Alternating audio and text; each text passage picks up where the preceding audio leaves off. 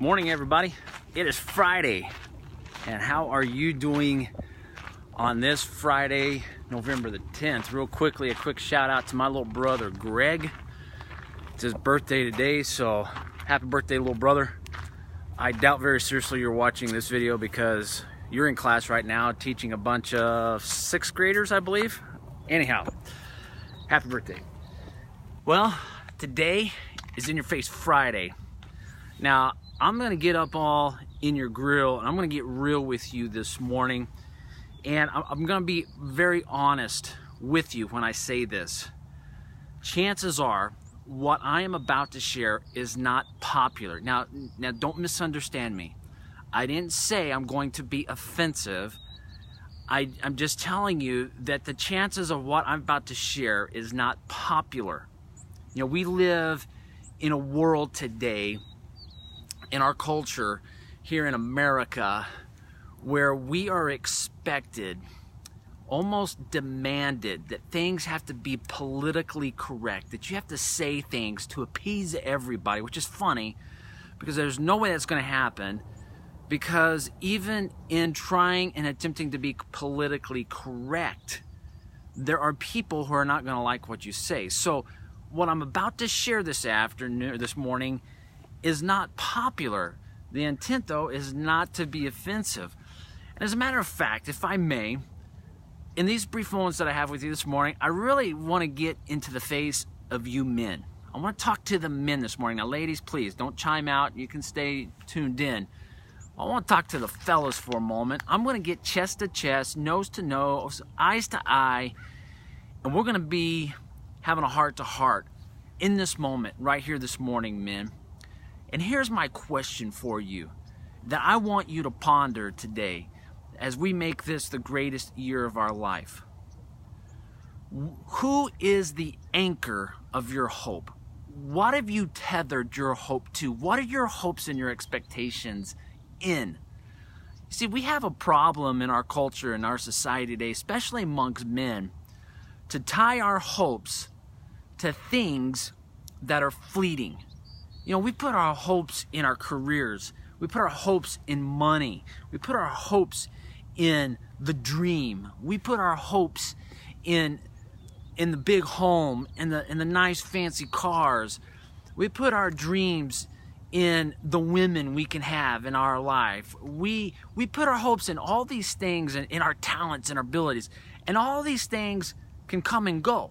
You can make a lot of money today, and you can lose it all tomorrow. You can have a big, nice, fancy home, and you can lose it tomorrow. You could be at the top, the zenith of your career. You could be numero uno in your company or entrepreneur, and it could be gone tomorrow. It's fleeting. It's here one moment, and it's gone the next. And the problem is with men is we get anchored to hopes and expectations that aren't necessarily bad. There's nothing wrong with a big home. There's nothing wrong with a lot of money. There's nothing wrong with a nice car. There's nothing wrong with having an absolutely great and wonderful wife and all those things. But they're here now, and then they're gone tomorrow. Good morning, Bob. Here's what I would encourage you with. And this is where it doesn't get popular. All right? So deal with it. Who is your anchor?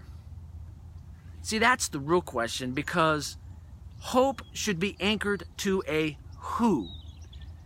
And that who, without a shadow of doubt, and I know for certainty in my life, whether it's politically correct, popular or not, is my hope is anchored to an eternal hope, an eternal security.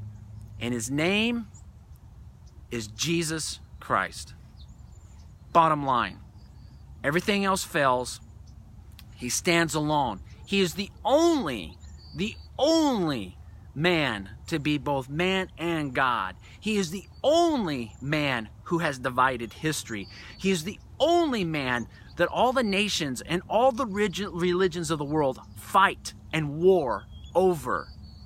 He stands alone, and he brings hope to men who are out searching, pondering, wandering, meandering through life.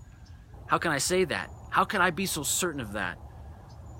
Because I was a man who got way off track 16 years ago.